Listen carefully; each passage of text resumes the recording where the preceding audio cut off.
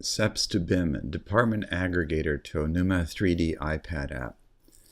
On the SEPS to BIM website, go to the Department Aggregator and select a department, which will then generate data that can be opened up on the iPad with spaces and equipment from SEPS.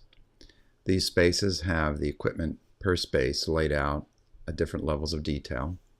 You can select a single space and see the actual equipment with the JSN numbers associated with it. Selecting a piece of equipment brings up that information about the piece of equipment. Swiping up with 3 fingers closes the walls or opens the walls in the rooms.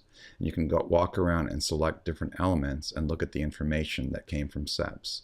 These were automatically generated. You can also do a search through the entire model and do things like search for all D3380 dental stool, and then jump to that room and see information about that space. Here's an exam room with that same chair. And then you can select on elements again and get additional data by looking at the monitor data button on the right side, and even search for individual components or spaces. So you can search for office, for example, and it brings up all the offices in this particular building. This building was generated from the SEPS to BIM Department Aggregator automatically, so these are all the default spaces as part of this Department 222. Let's look at a single room and actually turn on the sketch element and actually hand sketch a comment and type a comment here that can be saved to the file or sent to another collaborator in this project through the BIM iPad application.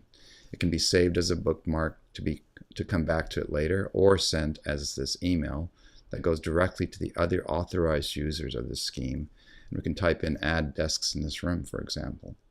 This mail is sent to this other person, and that person can, from that link in the email, jump back specifically to this scheme and this location.